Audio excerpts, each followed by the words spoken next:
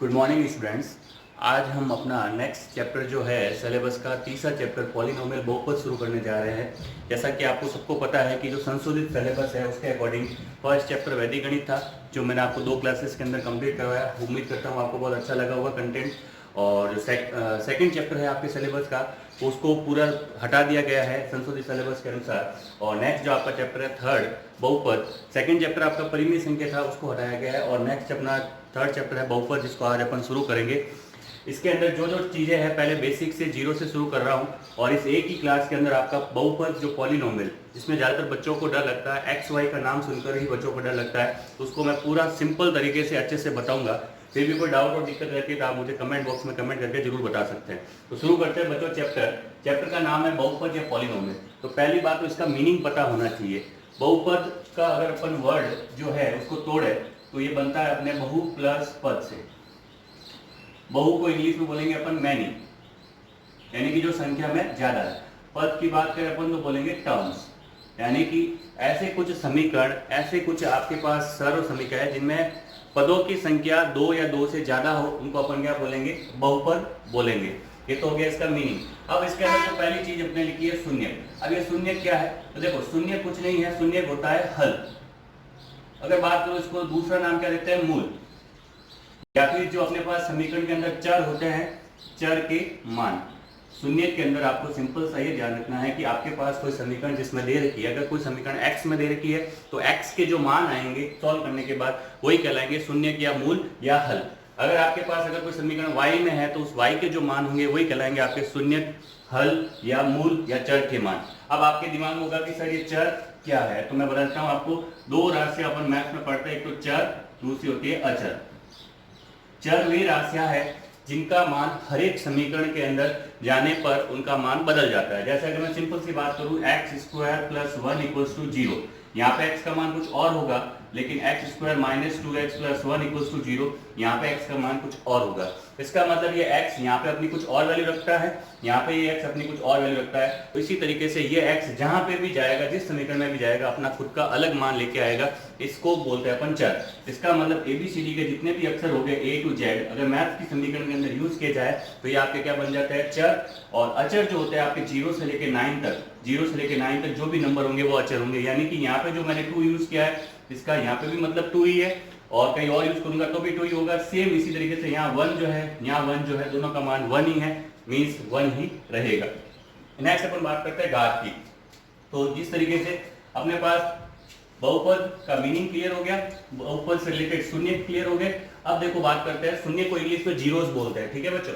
घात की बात करते हैं तो जो घात जो होती है वो क्या कहलाती है, बहुपद की घात किसको कहते हैं, तो बहुपद के चर की अधिकतम घात, बहुपद के चर की अधिकतम घात क्या कहलाती है, बहुपद की घात कहलाती है। बहुपद की घात एक नंबर का सवाल बन सकता है, यहाँ से बच्चों ध्यान रखना है कि बहुपद के अंदर जो भी चर होगा उसकी जो अधिकतम घात होगी वो क्या कहलाएगी, बहुपद की घात कहलाएगी। जैसे अगर मैं सिंपल सा एक उदाहरण दूं आपको, x cube minus 2x square plus x plus 1 equals to 0। इसके अंदर देखो पहली बात तो देखना है चर कौन है। चर है यहाँ पे आपके पास x की अधिकतम घात कितनी है, 3, इसलिए बहुपद की भी घात कितनी हो जाएगी, 3। अगर यही एग्जांपल इस तरीके से लिखा होता है 2 की power 4x square minus x cube plus 1 equals to 0, इसके अंदर अगर आप बात करोगे तो इसका आंसर आप 4 मत देना, क्योंकि ये 4 तो जो है वो किसकी है, कांस्टेंट, यानी कि अचर की घात है। आपको किसकी देखनी है, चर की घात। यहाँ पे भी चर की घात, x की घात कितनी है, 3, इसका मतलब बहुपद की घात कितनी हो जाएगी, 3। नेक्स्ट देखो बच्चों, नेक्स्ट टॉपिक है आपका, इसी के अंदर आता है गुणांक। ये गुणांक क्या है, तो देखो जो आपके पास चर होते हैं, जो आपके पास चर होते हैं, चर के गुणे में, यानी कि चर के मल्टीप्लाई में जो अंक होते हैं, चर के गुणे में जो अंक होते हैं, उन्हीं को हम क्या बोलते हैं, गुणांक बोलते हैं। इस वर्ड को अपन तोड़े तो क्या बनता है, देखो वर्ड भी यही बनता है, गुणा प्लस अंक, यानी कि जो अंक गुणे में है वो क्या कहलाएगा, गुणांक कहलाएगा। जैसे अगर मैंने इक्वेशन लिखी 3x cube minus x square plus 2x plus 1 equals to 0। अब इसके अंदर मैंने पूछा एक्स क्यूब का गुणांक क्या है, तो आप बोलोगे सर 3 है। मैंने पूछा एक्स स्क्वायर का गुणांक क्या है, तो आपका आंसर क्या होगा, -1, क्योंकि देखो जब कुछ भी गुणे में नहीं होता इसका मतलब 1 तो गुणे में होता ही है, और निशान के साथ रखेंगे तो -1। इसी प्रकार मैंने बोला एक्स का गुणांक क्या था, आप बोलोगे सर 2। तो इस तरीके से ये गुणांक यानी कि गुणा प्लस अंक, चर के गुणे में जो अंक होता है वो टर्म भी आपके क्लियर हो गई। नेक्स्ट देखो इसी के अंदर नेक्स्ट जो आपका कंटेंट है, नेक्स्ट जो आपका टॉपिक है वो है शून्यकों एवं गुणांकों में संबंध। शून्यकों की बात मैंने बता दी आपको, गुणांकों की बात मैंने आपको बता दी। अब इस पे चलने से पहले हम देखते हैं इस टॉपिक के अंदर हम पढ़ेंगे अपना जो द्विघात समीकरण, आदर्श द्विघात समीकरण जो होती है उसकी इक्वेशन क्या रहती है, ax² + bx + c = 0। पूरी मैथ्स के अंदर कहीं पे भी द्विघात समीकरण का नाम आए तो सबसे पहले दिमाग में इक्वेशन आनी चाहिए ax² + bx + c = 0, क्योंकि ये द्विघात समीकरण की आइडियल फॉर्म होती है, आदर्श रूप होता है। अब इसके अंदर जो a b c है, a b c ये तो क्या हो गया आपके पास गुणांक, ये हो गया आपके पास गुणांक, ठीक है, ये हो गया आपके पास गुणांक। तो यहाँ पे a b c के मान तो हो गए गुणांक, और a हो गया x² का गुणांक, b हो गया आपके पास x का गुणांक और c हो गया आपके पास कांस्टेंट। अब अगर देखो एक और चीज, उसको बताने से पहले मैं आपको एक और चीज बताता हूं कि जिस प्रकार की समीकरण होती है उसी के अनुसार क्या होता है, इसमें सॉल्यूशन होता है। अगर मैं बात करूं आपके पास जो समीकरण है, अगर मैं बात करूं आपके पास अगर समीकरण, अगर एक समीकरण की घात, चलो समीकरण की घात से बात करें, अगर समीकरण की घात आपके पास 1 है तो उसको बोलेंगे क्या अपन, रेखिक समीकरण। क्या बोलेंगे, रेखिक समीकरण। और उसके हल कितने होंगे, 1, यानी कि जितनी मैक्सिमम घात बहुपद की घात होती है उतने क्या होता है, सॉल्यूशन। अगर आपके पास समीकरण की मैक्सिमम घात 2 है तो उसको अपन बोलते हैं द्विघात समीकरण, और उसमें हल कितने होते हैं, 2। अगर अपन बात करें 3 की, तो अगर घात 3 हो जाए तो उसको अपन बोलते हैं त्रिघात समीकरण, हम बोलेंगे त्रिघात समीकरण, और उसके हल कितने होंगे, 3। यानी कि जितनी मैक्सिमम घात होगी रेखिक समीकरण की 1 होती है तो इसलिए हल कितना होता है, 1। एग्जाम्पल देखो x + 1 = 0, ये आपके रेखिक समीकरण, तो इसमें देखो x का 1 ही मान आएगा। अगर द्विघात समीकरण की बात करें यानी कि मैक्सिमम घात बहुपद की कितनी होगी, 2, तो उसमें हल यानी कि x के मान कितने आएंगे, 2 आएंगे। त्रिघात की बात करें, रेखिक समीकरण के बाद त्रिघात की बात करें तो त्रिघात में मैक्सिमम घात कितनी होती है, 3, इसका मतलब हल कितना आएंगे, यानी कि x के मान कितना आएंगे, 3। तो इसी के आधार पर मैं आपको बता रहा था कि जो आपकी द्विघात समीकरण होती है उसकी बेसिक इक्वेशन मैंने बताई थी आपको, क्या होती है, ax² + bx + c = 0। तो इसको अपन सॉल्व करेंगे तो मेरे पास x के 2 मान आएंगे, 2 मान आएंगे, तो मान लेते हैं कि वो उनके 2 मान जो है वो अल्फा और बीटा है। इसके गुणांक अपन ने निकाले a, b और c। तो अगर इनके बीच रिलेशन की बात करें तो रिलेशन मैं यहाँ ऊपर लिख रहा हूं, तो पहली बात आती है कि शून्यकों का योग, शून्यकों का योग यानी कि मूलों का योग। शून्य के मूल कौन है यहाँ पे, अल्फा और बीटा, उनका योग जो होता है वो होता है -b/a। Direct as a formula आपको ध्यान रखना है इसको। और शून्यकों का गुणा यानी कि अल्फा × बीटा वो होता है c/a, c/a।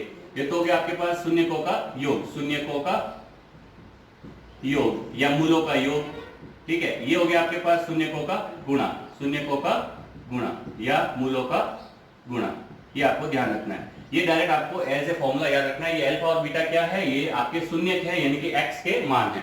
उसके बाद देखो अगर आपको एक नंबर का सवाल ये बनता है कि अगर आपको ये शून्यकों का योग दे रखा हो और शून्यकों का गुणा दे रखा हो तो समीकरण कैसे निकालते हैं, तो आपको फॉर्मूला ध्यान रखना है कि x² - अल्फा + बीटा यानी कि शून्यकों का योग × x + अल्फा × बीटा यानी कि शून्यकों का गुणा बराबर 0।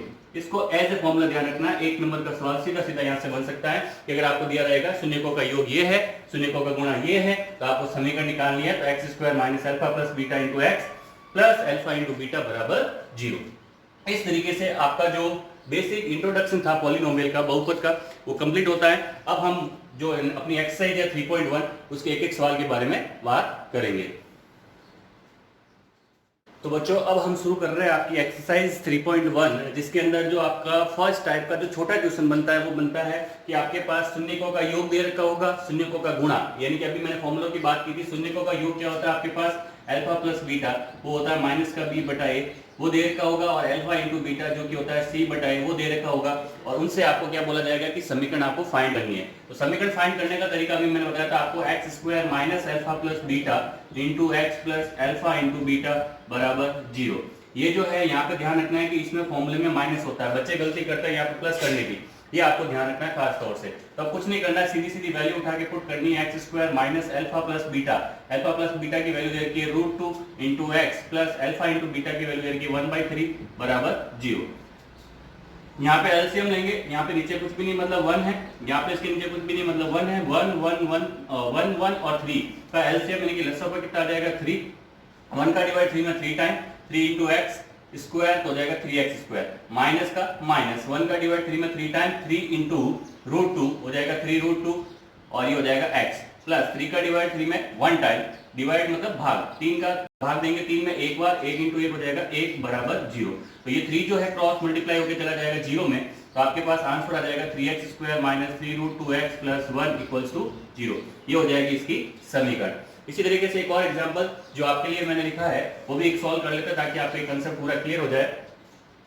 एग्जांपल में इस बार जो है x square minus alpha plus beta की वैल्यू क्या दे रखी है, माइनस का 1/4 into x plus alpha into beta की वैल्यू है 1/4 इक्वल्स टू 0। फिर से देखो इनमें एलसीएम लेंगे तो एलसीएम कितना आएगा, यहाँ पे 4 और यहाँ पे 1, तो एलसीएम क्या आएगा 4।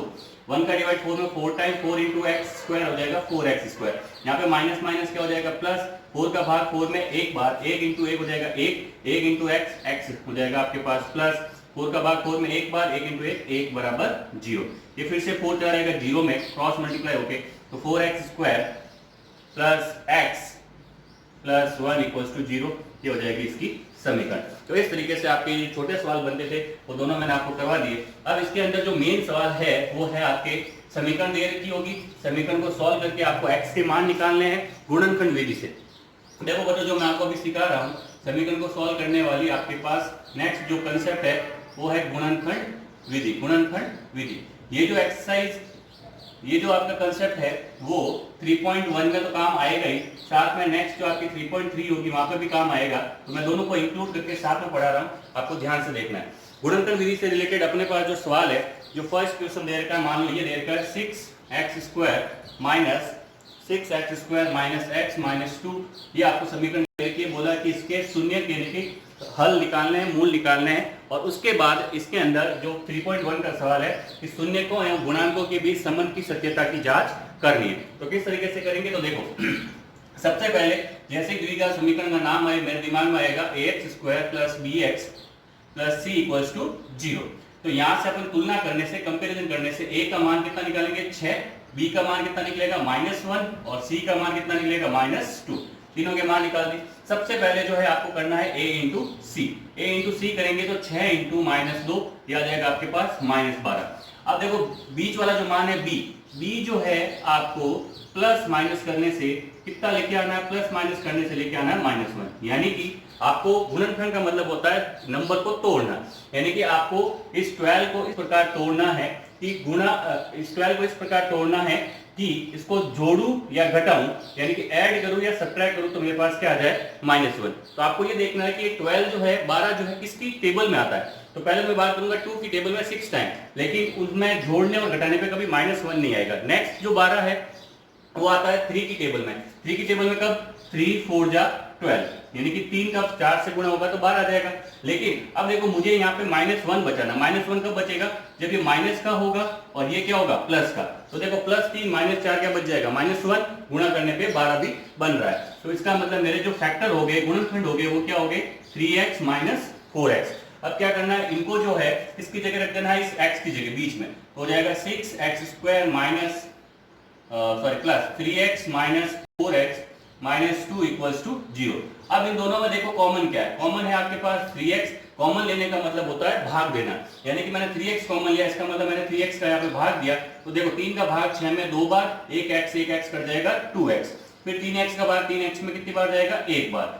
फिर इन दोनों में देखो कुछ भी कॉमन, इस दोनों में क्या कॉमन है, एक तो माइनस और उसके अलावा क्या है कॉमन 2, तो -2 आ गया कॉमन। तो -2 का यहाँ पे भाग दूंगा तो देखो माइनस माइनस हो जाएगा प्लस, 4 का भाग, 4 के अंदर 2 का भाग कितनी बार 2 बार, ये 2x। -2 का भाग यहाँ पे क्या आ जाएगा +1 बराबर 0।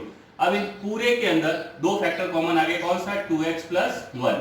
तो 2x प्लस 1 कॉमन निकाला तो यहाँ से बचा 3x माइनस 2 इक्वल्स टू 0। तो इस प्रकार मेरे पास ये जो दो फैक्टर आए ये दोनों गुणे में है, इसका मतलब एक बार ये वाला फैक्टर जो 0 के बराबर, एक बार ये वाला फैक्टर 0 के बराबर, यानी कि 2x प्लस 1 को किया 0 के बराबर, दूसरी साइड में 3x माइनस 2 को भी किया 0 के बराबर। तो यहाँ से देखो 2x बराबर क्या आ जाएगा -1, क्योंकि ये प्लस वाला 1 उधर जाके -1, तो x बराबर क्या आ जाएगा माइनस का 1/2। यहाँ पे 3x बराबर क्या आ जाएगा 2, क्योंकि -2 उधर जाके +2, और x बराबर आ जाएगा 2/3। इसका मतलब ये तो हो गया मेरा अल्फा का मान, ये हो गया मेरा बीटा का मान। अल्फा और बीटा पर निकाल दिया -1/2 है 2/3। अब इनको चेक करते हैं, गुणांकों की सत्यता की जांच करते हैं कि भाई ये जो चीज लिखी है मैंने वो सही है या नहीं। तो एक बार मैं इनको मिटा देता हूँ, यहाँ ऊपर लिख देता हूँ।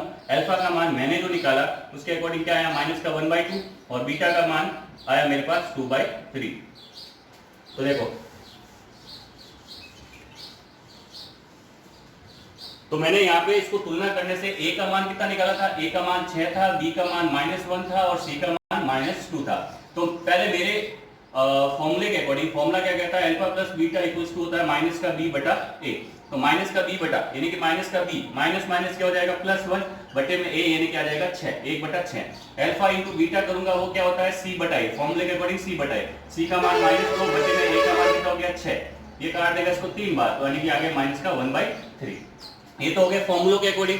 अब मैंने जो निकाला उसके अकॉर्डिंग सही है या नहीं उनको चेक करते हैं। तो मेरे अकॉर्डिंग अल्फा प्लस बीटा, तो अल्फा का मान कितना था माइनस का 1/2 प्लस बीटा का मान 2/3।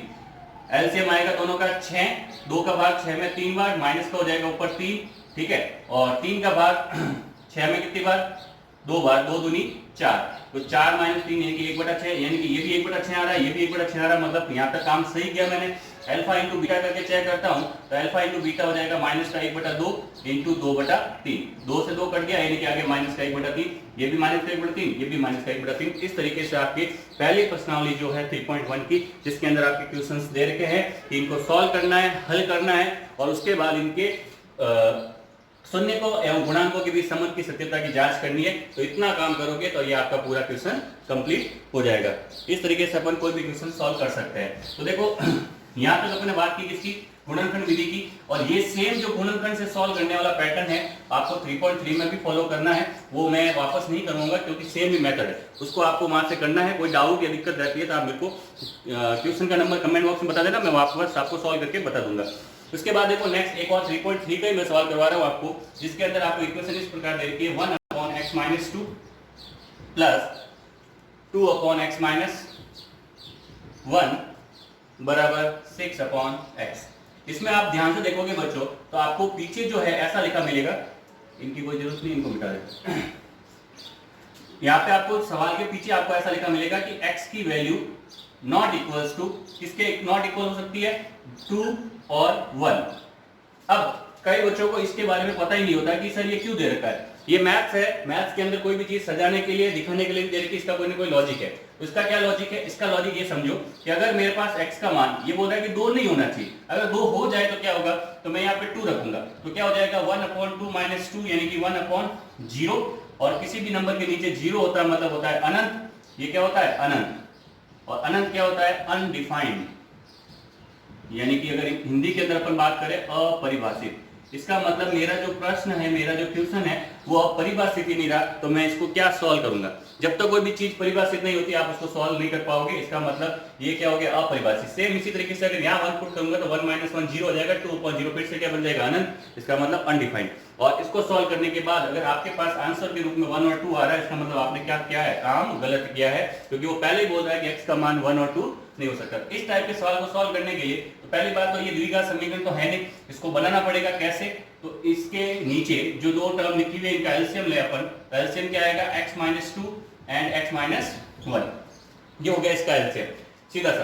अब देखो x - 2 का डिवाइड करेंगे तो बचेगा क्या, x - 1 जो कि 1 से ऊपर गुना हो जाएगा, आएगा x - 1 प्लस, अब x - 1 का डिवाइड करूंगा, x - 1 कट जाएगा, बचेगा क्या, x - 2 जो कि 2 से मल्टीप्लाई होगा, तो ये 2 × x - 2 बराबर में 6/x।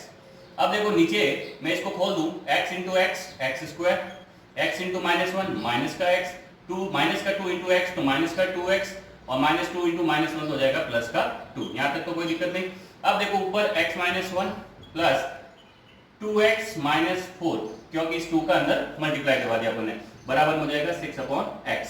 अब देखो इसको थोड़ा और सॉल्व करते हैं, तो ये x और 2x कितना हो गया ऊपर, 3x, -1 और -4 कितना हो गया, माइनस का 5, यहाँ पे नीचे हो गया x², ये -x और -2x कितना हो गया, माइनस का 3x, और यहाँ पे आपके पास आ गया प्लस का 2 बराबर 6/x।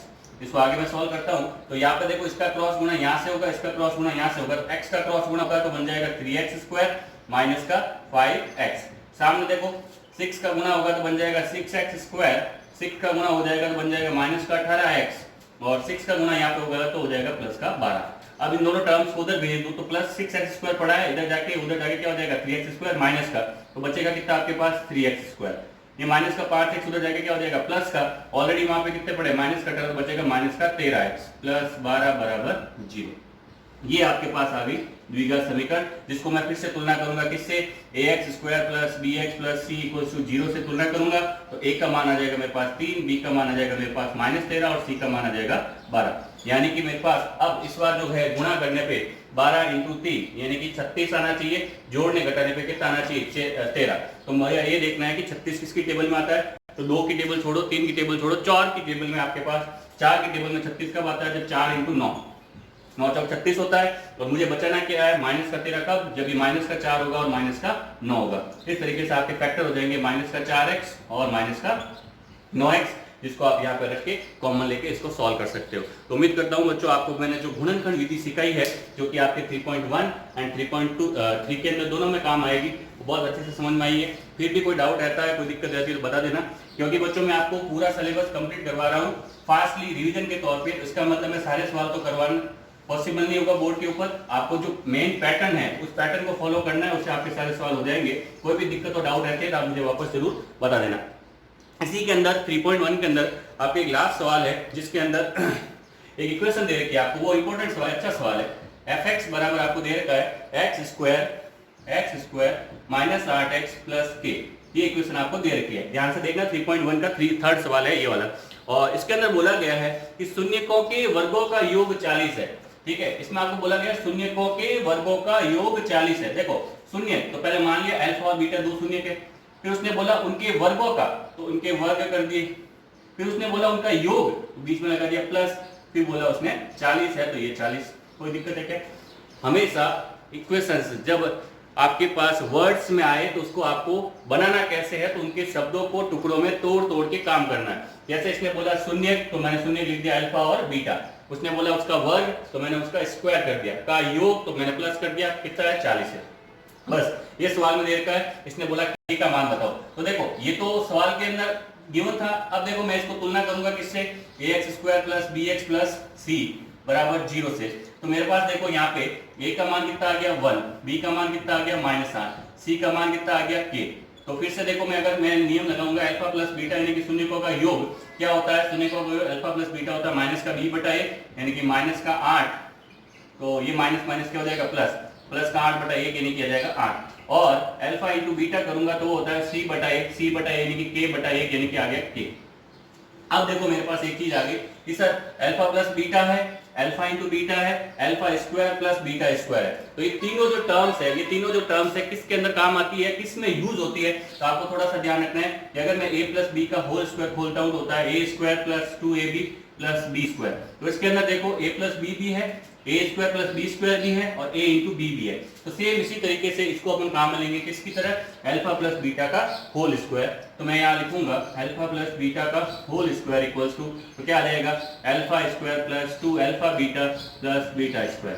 तो इसका मतलब अल्फा प्लस बीटा का मान मेरे पास कितना था 8, तो 8 का स्क्वायर कितना हो जाएगा 64 बराबर alpha square plus beta square, alpha square plus beta square, sorry यहाँ पे beta square, alpha square plus beta square का मान कितना दे रखा था 40 प्लस 2 इंटू अल्फा बीटा का मान कितना है मेरे पास k।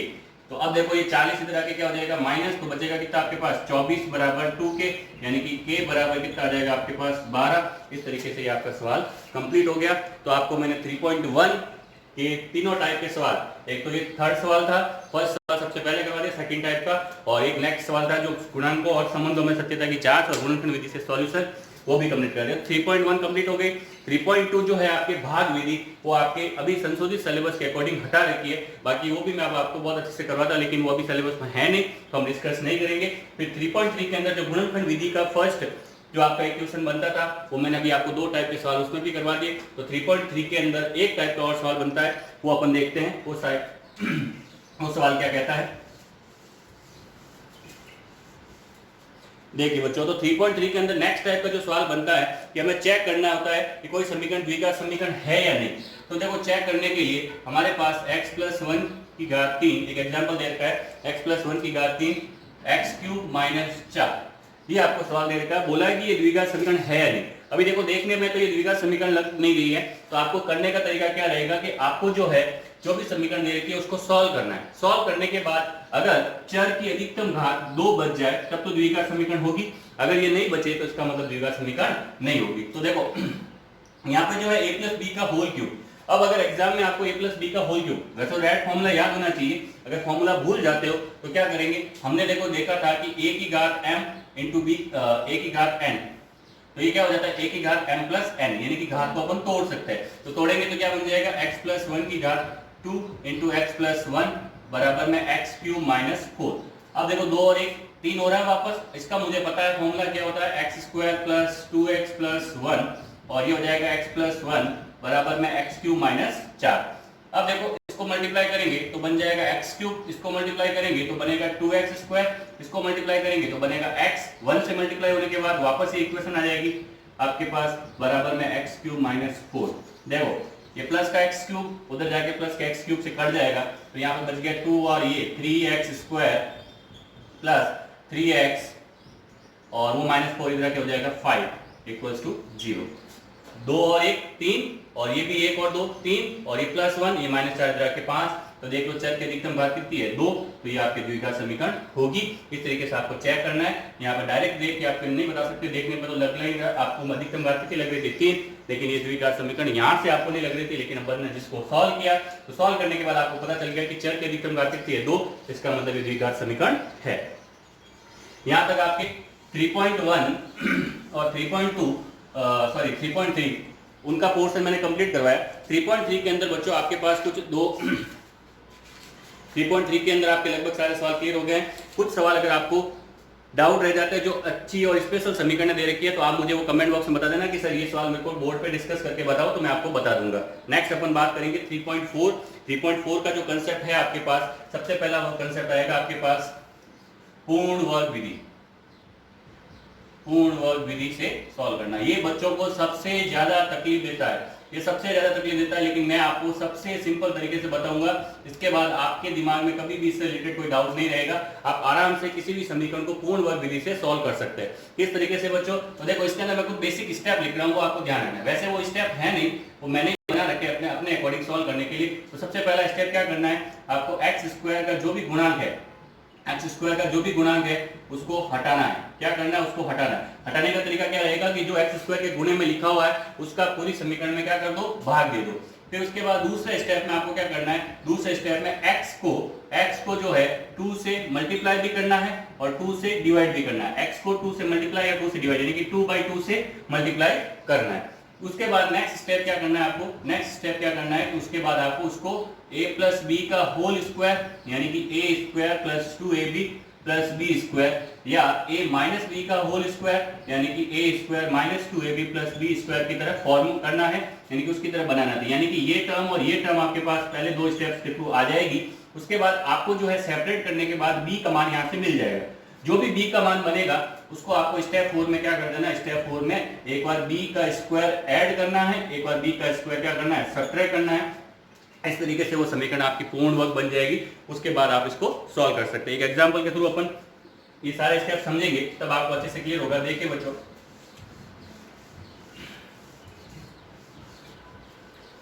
एग्जांपल देखो, जैसे आपको पूर्ण वर्ग विधि से एक सवाल करना है जिसमें आपके पास 3x square minus 5x plus 2 बराबर 0। फर्स्ट स्टेप क्या था, इसको हटाना है। तो हटाने के लिए पूरी समीकरण में 3 का भाग दिया, तो आपके पास समीकरण हो गई x square minus 5/3 x plus 2/3 बराबर 0।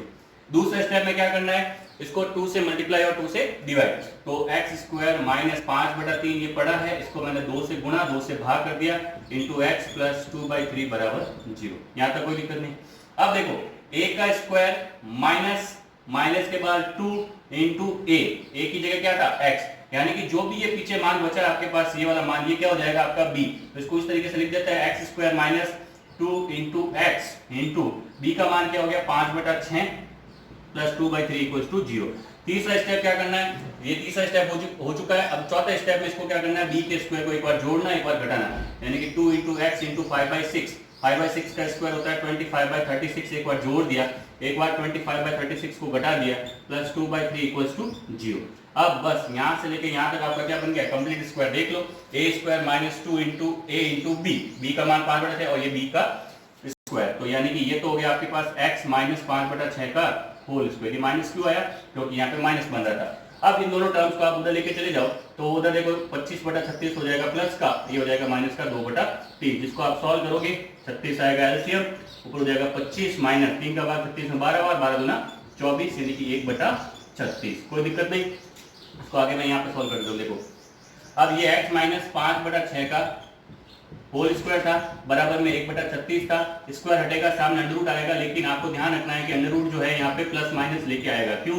क्योंकि पावर 2 थी, तो ये आ जाएगा 1/6। तो एक बार आप क्या करोगे, +1 ले लोगे, एक बार -1 ले लोगे, इसका मतलब x माइनस 5/6, एक बार तो लेंगे 1/6 प्लस का, एक बार x माइनस 5/6, एक बार लेंगे माइनस का 1/6। इसको सॉल्व करोगे तो x के 2 मान आ जाएंगे, और 2 मान ही आने चाहिए थे क्योंकि द्विघात समीकरण है, तो x के 2 मान आने चाहिए। तो इस तरीके से आपका पूर्ण वर्ग विधि का सारा कंसेप्ट मैंने क्लियर किया। उम्मीद करता हूं कि आपको अच्छे से समझ में आया होगा। फिर भी कोई डाउट रहता है आप मुझे जरूर बताना। बस आपको जो स्टेप्स बताए उसको फॉलो करना है, किसी भी प्रकार की जो आपके पूर्ण वर्ग विधि से समीकरण आएगी उसको आप आराम से सॉल्व कर सकते हो।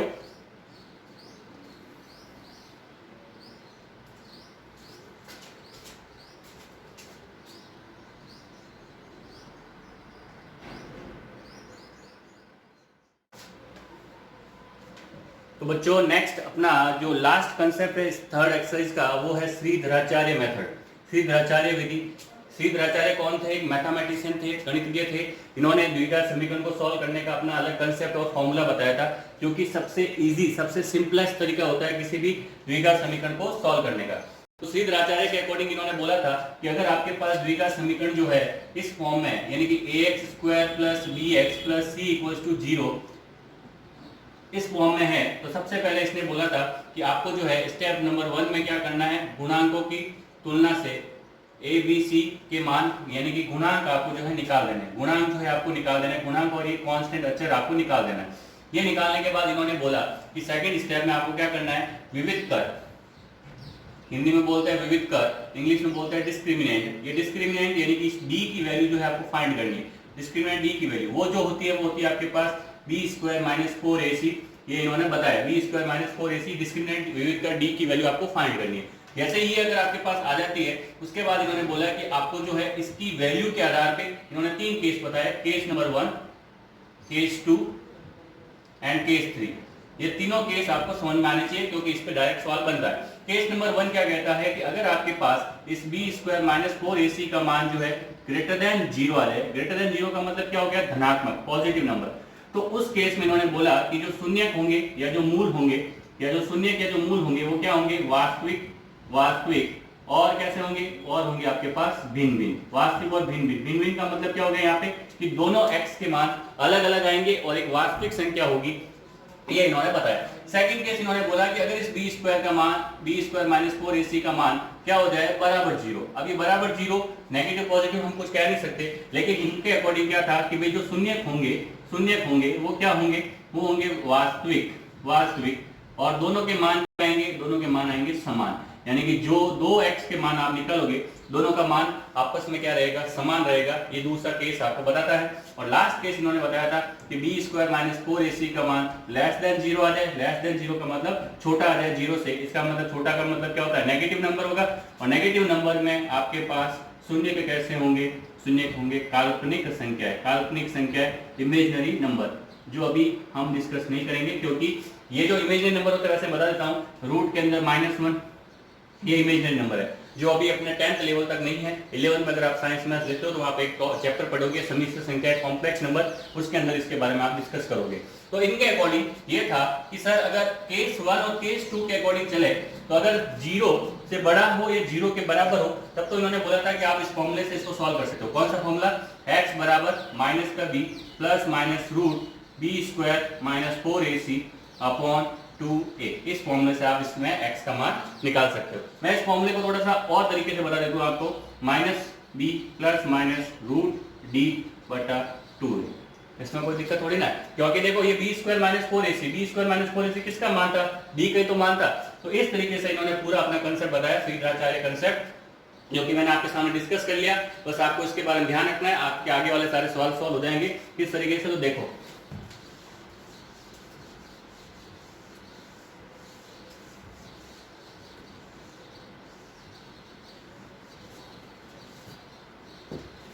इसमें देखो सीधे मेथड से मैं एक इक्वेशन लेके आपको बता रहा हूँ। जैसे आपको दे रखी है √2x² प्लस 7x प्लस आपको दे रखा है 5√3 बराबर 0। फटाफट इसको तुलना करेंगे किससे, ax² plus bx plus c equals to 0 से। तो a का मान आपके पास आ जाएगा √2, b का मान आ जाएगा आपके पास 7, c का मान आ जाएगा 5√3। तो पहले निकालना है d का मान होता है b² माइनस 4ac। तो b का स्क्वायर यानी कि 7 का स्क्वायर हो जाएगा 49 माइनस 4 इंटू a का मान √2 इंटू c का मान हो जाएगा आपके पास 5√3। सॉरी यहाँ पे √3 नहीं है, ये √2 है। √2 लेंगे तो इसको सॉल्व कर पाएंगे, यानी कि ये √2 है, यहाँ पे ये आ जाएगा आपके पास √2। तो आप देखो ये क्या हो जाएगा 49 माइनस ये हो जाएगा देखो 4 इंटू 5 20 और ये √2 इंटू √2 क्या हो गया 2। तो यानी कि ये हो गया आपके पास 40, यानी कि आपके पास क्या है 9 और 9 क्या है ग्रेटर देन 0, यानी कि फर्स्ट केस लग रहा है पॉजिटिव नंबर। फर्स्ट केस यानी कि मूल तो प्राप्त होंगे, शून्य प्राप्त होंगे, लेकिन दोनों कैसे होंगे, दोनों जो होंगे अलग अलग होंगे और दोनों दो वास्तविक संख्या होगी। तो करने का तरीका इन्होंने बताया था कि x बराबर माइनस का b plus minus √b upon 2a। Minus का b यानी कि माइनस का 7 प्लस माइनस √d यानी कि 9 बटे में 2 इंटू a का मान कितना है √2। इसका मतलब -7 प्लस माइनस √9 का अपने पास कितना जाएगा 3 बटे में आ जाएगा 2√2। तो आप इसको एक बार तो लिख दोगे -7 प्लस √3 बटा 2√2, एक बार लिख दोगे -3 बटा 2√2। तो इस तरीके से देखो ये तो बचेगा आपके पास यहाँ पे 4 माइनस का 4 बटा 2√2 और यहाँ पे बचेगा आपके पास -10 बटा 2√2। ये काट देगा इसको 2 बार यानी कि माइनस का 2 बटा √2, ये काट देगा इसको 5 बार तो माइनस का 5 बटा √2। इस तरीके से आप श्रीधराचार्य से कोई भी समीकरण को सॉल्व कर सकते हो। सबसे इजी सबसे सिंपल तरीका है। आपकी बुक के अंदर 3.4 के अंदर 3 जो है थ्योरेटिकल सवाल दे रखे जो कि एग्जाम के पॉइंट ऑफ व्यू से बहुत इंपॉर्टेंट है और थ्योरी वाले सवाल में बच्चों को हमेशा दिक्कत आती है। क्यों? क्योंकि उसको पहले आपको इक्वेशन में फॉर्म करना पड़ता है। तो इक्वेशन में कैसे फॉर्म करते हैं वो मैं आपको बहुत सिंपल तरीके से बता रहा हूँ। इसके अंदर आपको दे रखा है कि अगर आपके पास पहला सवाल दे रखा है कि दो ऐसे क्रमागत आपको लेना है विषम धनात्मक पूर्णांक जिसका योग जिनके वर्गों का योग कितना दे रखा है आपको, जिनके वर्गों का योग दे रखा है आपको 290। देखो क्या बोला, दो ऐसे क्रमागत विषम धनात्मक पूर्णांक। तो पहले तो बोला है विषम, तो देखो विषम संख्या है ऑड नंबर। तो अगर मैं बात करता हूँ एक 1 है दूसरी 3 है तो ऑड नंबर के बीच में हमेशा गैप कितने का है 2 का। इसका मतलब अगर एक x मानूंगा तो दूसरी क्या होगी x प्लस 2।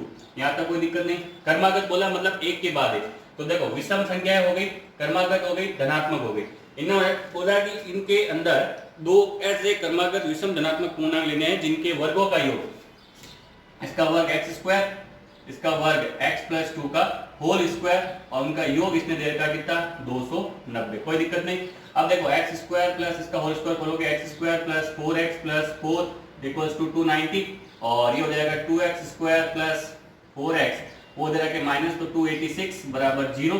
तो यहाँ पर आ जाएगा आपके पास x² plus 2x minus 143 equals to 0। कैसे? क्योंकि सब में 2 कॉमन था, 2 कॉमन लेके मैंने डिवाइड बाई 0 कर दिया तो 0 हो गया। अब ये आपके पास द्विघात समीकरण बन गई जिसको आप आराम से सॉल्व कर सकते हो। चाहे कोई भी मेथड लगाओ, त्रिज्याचार्य लगाओ, गुणनखंड विधि लगाओ, आराम से सॉल्व कर सकते हो। ये आपको आगे सॉल्व करके देखना है और आंसर इसका आपको निकालना है। नेक्स्ट सवाल देखो बच्चों, इसी के अंदर नेक्स्ट जो आपके पास क्वेश्चन है थ्योरेटिकल क्वेश्चंस के अंदर वो है कि दो संख्याओं के वर्गों का अंतर। तो मान लिया कि एक संख्या x है दूसरी संख्या y है। इन्होंने बोला कि दो संख्याओं के वर्गों का, तो ये वर्ग कर दिया, उनका अंतर मतलब माइनस कितना दे रखा है 45, ये 45। फिर नेक्स्ट आपको बोला गया है कि इसमें जो है छोटी संख्या का वर्ग बड़ी संख्या का छोटी संख्या का वर्ग बड़ी संख्या का 4 गुना है। तो पहले आपको यहाँ से डिसाइड करना है कि छोटी कौन है, क्योंकि हम हमेशा बड़ी में से छोटी घटाते हैं, इसका मतलब ये छोटी होगी। इसने बोला छोटी संख्या का वर्ग बड़ी संख्या कौन है x, बड़ी संख्या का क्या है 4 गुना।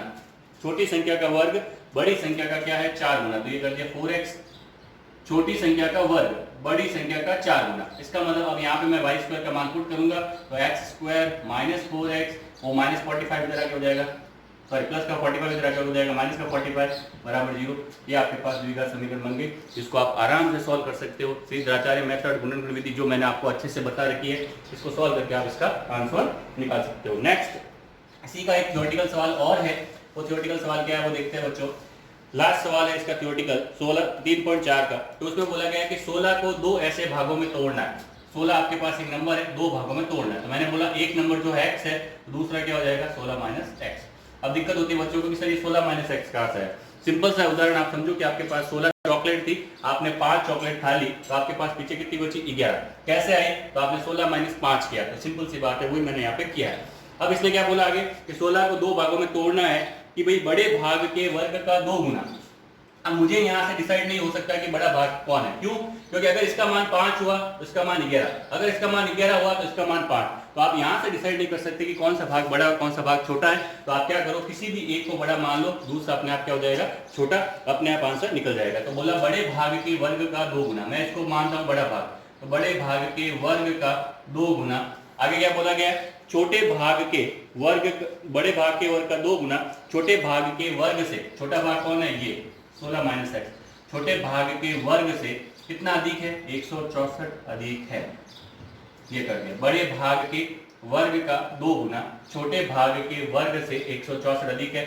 उसके बाद तो सिंपल सी चीज है आपके पास, फिर से इसको होल स्क्वायर को खोलोगे तो 2x स्क्वायर बराबर दिया जाएगा 256, 16 का square 256 plus x square minus 16 दूना 32 एक्स प्लस 164। ठीक है, ये एक्स स्क्वायर इधर आके माइनस हो जाएगा और बचेगा एक्स स्क्वायर माइनस का 32 एक्स इधर आके हो जाएगा प्लस का, तो प्लस का 32 एक्स और ये 256 और 164 जुड़ के इधर आके माइनस हो जाएगा। 6 और 4 10 का 0, हासिल की 1, 6 6 12 का 2, हासिल की 1 हो जाएगा 4, माइनस का 420 बराबर 0। इसको अगर आप चाहो तो सीधे आचार्य सॉल्व कर लो, अदरवाइज इसके फैक्टर हो रहा है, सीधे सीधे फैक्टर क्या हो जाएंगे, फैक्टर हो जाएंगे 42 एंड 10। देखो 42 इंटू 10 करोगे 420, 42 माइनस 10 करोगे तो 32 भी आ रहा है। तो आप इस तरीके से इसको भी सॉल्व कर सकते हो। तो ये आपके 3.4 के सारे सवाल मैंने आपको बता दिए हैं, आपको आगे सॉल्व करके देख लेना है। कोई दिक्कत और डाउट हो तो आप मुझे जरूर बताना। नेक्स्ट जो आपकी लास्ट एक्सरसाइज है 3.5, उसके अंदर जो कंसेप्ट था श्री द्रोणाचार्य वाला, वो मैंने आपको पहले ही बता दिया। अब उसके क्वेश्चंस के बारे में बात करते हैं। तो उसमें जो क्वेश्चंस है वो इस तरीके से पूछे जाते हैं, मूलों की प्रकृति के बारे में पूछा जाता है। कैसे, 3x square minus 2x plus 1/3 एक इक्वेशन दे दी, बोला कि इसके मूल जो है इनकी प्रकृति बतानी है, इनकी जो इनके शून्य होंगे वो किस प्रकार के होंगे। तो हमने 3 केस देखे थे श्री द्रोणाचार्य के अंदर, वही 3 केस आपको फॉलो करने हैं। कैसे, तो सबसे पहले आपको निकालना है a का मान 3, b का मान -2, c का मान 1/3। कैसे, ax square plus bx plus c से इसको तुलना की। अब देखो सबसे पहले क्या निकालना है, d यानी कि b स्क्वायर माइनस 4ac, तो ये हो जाएगा आपके पास b का स्क्वायर यानी कि -2 का स्क्वायर हो जाएगा 4, -4 इंटू a का मान 3 इंटू c का मान 1/3। 3 से 3 कट गया 0, 4 माइनस 4 क्या हो जाएगा 0। ये कौन सा केस था, केस नंबर आपका 2 था। क्या कहता था, शून्य कैसे होंगे, वास्तविक और समान। बस इतना बताना आपका काम हो गया। इसमें जो फर्स्ट टाइप के क्वेश्चन है 3.5 के अंदर, सब में यही काम करना, आपको मूलों की प्रकृति बतानी है, क्योंकि आप आराम से बता सकते हो, कोई दिक्कत वाली बात नहीं है। नेक्स्ट जो सेकंड टाइप है इसमें सवाल है, सेकंड टाइप में इसने बोला गया है सवाल के अंदर कि भाई आपके पास जो है k का मान फाइंड करना है। k का मान फाइंड करना है, इसमें इक्वेशन दे रखी है k प्लस 1 एक्स स्क्वायर, ठीक है। उसके बाद -2 इंटू k माइनस 1 एक्स और लास्ट में आपको दे रखा है प्लस का 1 इक्वल्स टू 0। इसने बोला कि k का मान ज्ञात करना है, कब, जब इसमें जो है मूल क्या है, मूल है वास्तविक और अलग अलग, वास्तविक और भिन्न भिन्न। तो वास्तविक और भिन्न भिन्न का होता है, तो मैंने बोला था आपको कि b स्क्वायर माइनस 4ac का मान, सॉरी वास्तविक और समान, ये वाला केस है वास्तविक और समान, तो यानी कि b स्क्वायर माइनस 4ac का मान बराबर 0। देखो वास्तविक और भिन्न भिन्न होगा तो कुछ नहीं होगा, ग्रेटर देन का निशान आ जाएगा, काल्पनिक होगा तो लेस देन का निशान आ जाएगा। सॉल्व करने का तरीका वही रहेगा, बस आपको ध्यान रखना है कि कौन सा केस बोल रहा है तभी इसमें।